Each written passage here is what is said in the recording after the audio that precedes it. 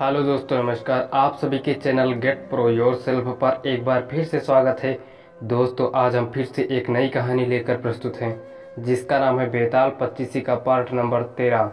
दोस्तों, इस कहानी का शीर्षक है दीवान की मृत्यु क्यों। चलिए दोस्तों, कहानी शुरू करते हैं। दोस्तों, ये कहानी बड़ी रोचक है। इस कहानी में राजा एक राक्षस का सिर काट देता है। आखिर सिर क्यों काटता है, कहानी पूरी देखिएगा तभी समझ में आएगी। चलिए दोस्तों, शुरू करते हैं।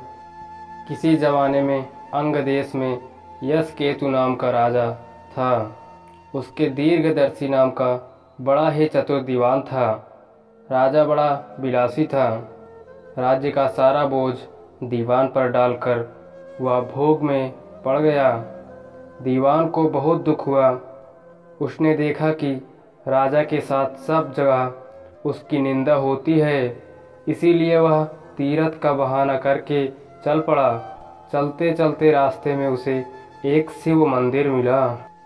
उसी समय निच्छिदत्त नाम का एक सौदागर वहां आया और दीवान के पूछने पर उसने बताया कि वह स्वर्णद्वीप में व्यापार करने जा रहा है। दीवान भी उसके साथ चल दिया। दोनों जहाज पर चढ़कर स्वर्णद्वीप पहुँचे और वहां व्यापार करके धन कमाकर लौटे। रास्ते में समुद्र में एक दीवान को एक कल्पवृक्ष दिखाई दिया।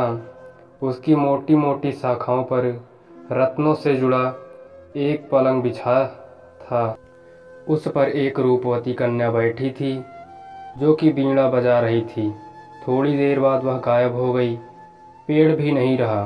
दीवान बड़ा चकित हुआ। दीवान ने अपने नगर में लौटकर सारा हाल कह सुनाया। इस बीच इतने दिनों तक राज्य को चलाकर राजा सुधर गया था और उसने विलासिता छोड़ दी थी। दीवान की कहानी सुनकर राजा उस सुंदरी को पाने के लिए बेचैन हो उठा और राज्य का सारा काम दीवान पर सौंप कर तपस्वी का भेष बनाकर वहीं पहुंचा। पहुंचने पर उसे वहीं कल्पवृक्ष और वीणा बजाती कन्या दिखाई दी।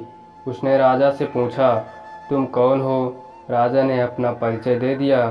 कन्या बोली, मैं राजा मृगांक सेन की कन्या हूँ। मृगांकवती मेरा नाम है। मेरे पिता मुझे छोड़कर न जाने कहाँ चले गए। राजा ने उसके साथ विवाह कर लिया। कन्या ने यह शर्त रखी कि वह हर महीने के शुक्ल पक्ष और कृष्ण पक्ष की चतुर्दशी के दिन अष्टमी को कहीं जाया करेगी और राजा उसे रोकेगा नहीं। राजा ने यह शर्त मान ली। इसके बाद कृष्ण पक्ष की चतुर्दशी आई तो राजा से पूछकर मृगांकवती वहां से चली। राजा भी चुपचाप पीछे पीछे चल दिया। अचानक राजा ने देखा कि एक राक्षस निकला और उसने मृगांकवती को निगल लिया।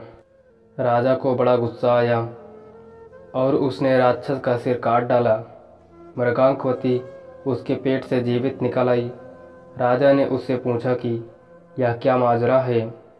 तो उसने कहा, महाराज, मेरे पिता मेरे बिना भोजन नहीं करते थे। मैं अष्टमी और चतुर्दशी के दिन शिव पूजा यहाँ करने आती थी। एक दिन पूजा में मुझे बहुत देर हो गई। पिता को भूखा रहना पड़ा।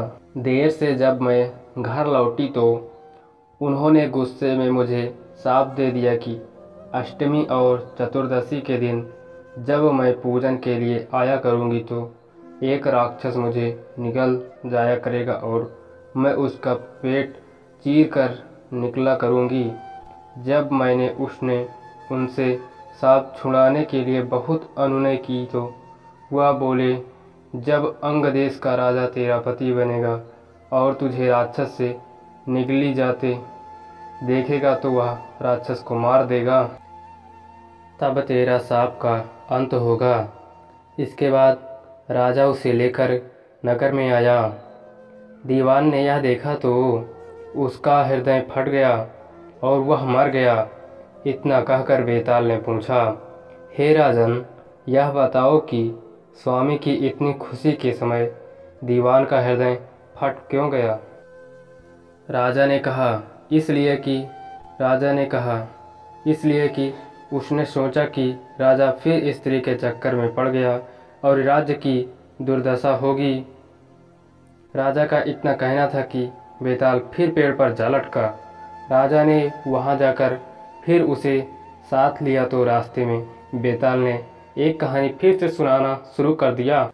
दोस्तों, आज की कहानी कैसी लगी कमेंट बॉक्स में लिखना ना भूलें। दोस्तों, अगली कहानी के साथ फिर से मिलेंगे पार्ट नंबर 14। तब तक के लिए दोस्तों कहानी सुनते रहिए और आनंद लेते रहिए। तब तक के लिए जय हिंद, जय भारत, नमस्कार, वंदे मातरम।